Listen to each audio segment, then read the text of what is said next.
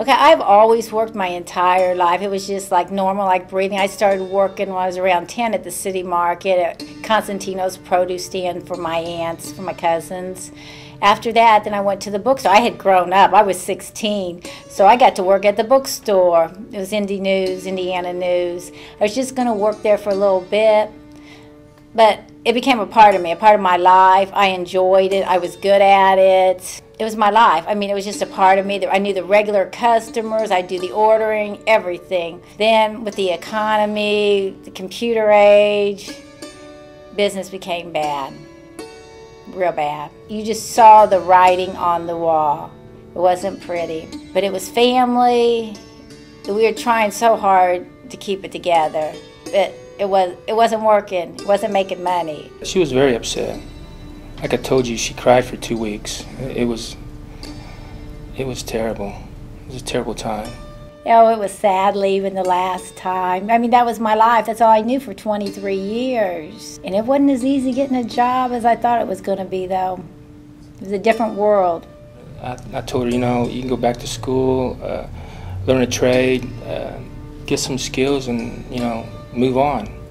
Get another job. Find another job. I said, well, I like to exercise. I like to sell things. I like to help people. I'll go to galleons. I like to work out. That's just perfect. So I go to the counter. I said, I'd like an application. They're like, well, it's online. I'm like, online? I said, oh, I don't have a computer at home. They said, we have one upstairs. You can use ours. I said, okay, thank you. I go up the steps. I go in the office, and I sat there. I didn't know how to turn it on. I sat there, it seemed like hours, and people would come in. I said, oh, it's broken, something's wrong with it. Then I just left. Kind of humiliated that, you know, she got in front of the computer and she didn't even know how to turn it on. I never filled out the application. When you work, you got a purpose in life. It's almost your identity, especially me. I had worked 23 years of my life. I was at a bookstore. I was comfortable. I thought I was normal. And all of a sudden it's gone. So I didn't know what to do. Who am I? I'm alone. Where's all those people that were my friends? And I knew they kind of disappeared. They weren't around no more. I took a computer class. It was at Mary Riggs Community Center. They're the ones that actually referred me to Dress for Success. I was going to go to Dress for Success because it was a referral and I needed all the help I can get. Well, she was a little scared, but she went. Oh, it was really scary, but I had to go. It was nothing, there was nothing behind me, no looking back. I was brave, I was strong. I walk in the door of this place, and I'm just standing there. Then I just walk in, and then there was Dana. I mean, I saw women come through the doors with the whole range of emotions, and a lot of them were more negative emotions, fear, sometimes anger, that I think actually may have been grounded in fear. I tried to be strong. It wasn't easy. You are strong. Yeah. There's often, I think, a perception, and I heard a lot of this early on about the kind of woman who needs Dress for Success services. And you were one of the first people who taught me very early on that a lot of those preconceived notions are not accurate. She wasn't judgmental and wanted to know why. She just the positive energy that she said, you're going to get a job, and when you do, you're going to come back. And it's like, hey, somebody believes in me. Yeah. That's part of caring and showing that you care is really listening without judgment. It's like, okay, we're going to get you a suit. You're going to get the job. Then you're going to come back here. I'm like, that's it? Oh, yeah. Okay.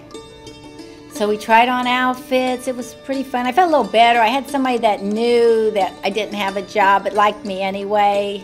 One of the core premises of the organization is to provide that that friendship, that support, and not just during that one visit, but letting people know that the organization, these people are there for them for the long haul. The stranger was kind to me, though. You don't realize that, because my whole life had changed, and somebody was listening to me and was going to help me, and I didn't even know you.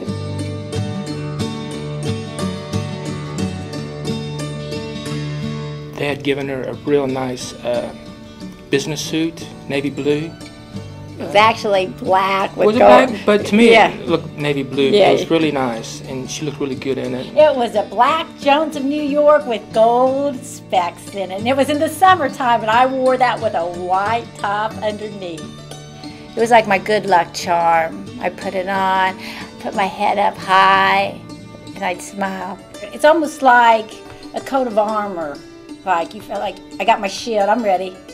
When I got done with it, I gave it back so it could help somebody else. I think for a lot of women it symbolizes transformation and hope and the start of a new beginning, opportunity.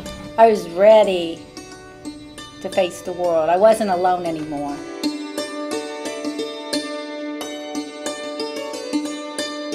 I work for the Mayor's Action Center in the City County building. My boss is actually the mayor of Indianapolis. If you go down on the 21st floor, you cannot help but meet Clara. I love my job. She's right there. As soon as you walk in a certain door, she's got it right there, and she'll always welcome you. She'll do it rather loudly at times, always with a smile on her face. It's so much fun to be around her. It's just incredible. I'm actually called a customer service rep. We take incoming calls for the city of Indianapolis, for all city services. I enjoy my job. No calls are the same. I love helping people. And she's just a great representative for the city.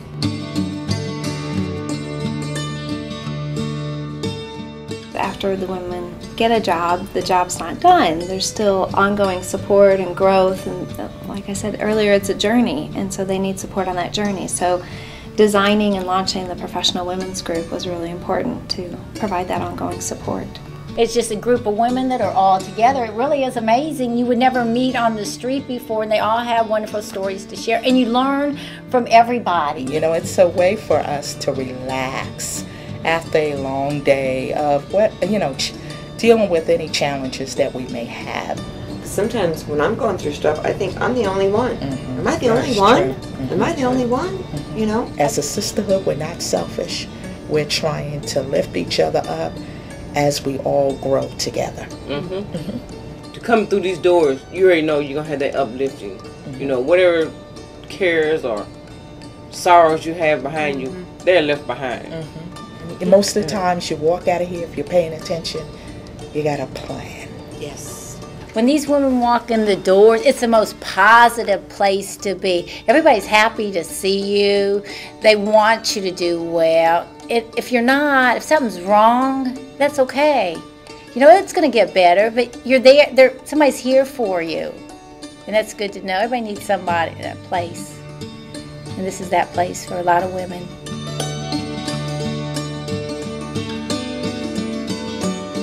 It made me feel like I was somebody, and gave me tools to use in the workplace. I've never had an organization that I belong to like this. Mm-hmm. I mean, I've been parts in other, like maybe church or Girl Scouts or such, or, neighborhood communities, but I just think this is more real. Mm-hmm. It's about training, developing, networking, setting those goals, educating yourself to move or aspire to be more than what you are and know that you can.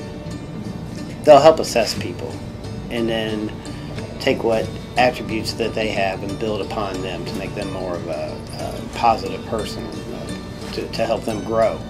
And I think with Clara, they said, okay, we need to help you in a certain way, and she's going to blossom with it. Having this organization here available for everybody in the community allows people like Clara to step up and say, I'm ready to compete, I'm ready to better myself, I'm ready to do the right thing.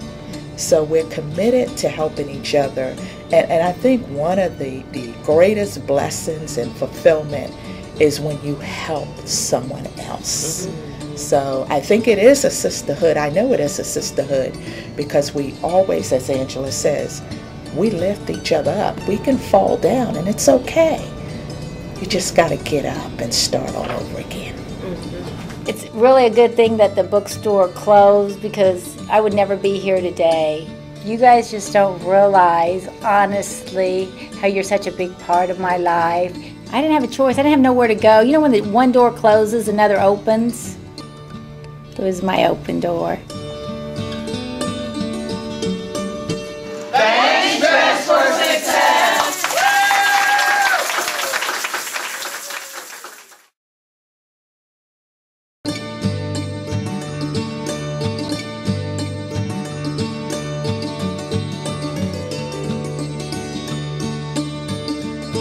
We knew it was time for us to get married. But we knew we were going to do it. I said, how about if the mayor marries? He's like, yeah, sure, all right. I said, okay. I asked. And I wasn't sure she really meant it, but she kept saying it, and she said it 3 more times. I said, "Are you serious? You really want me to do this?" And she was. We're actually the first people that the mayor did marry. When I asked him to marry, he says, "Can I?" I said, "Oh yeah, I researched it. You can marry us." There's a story there.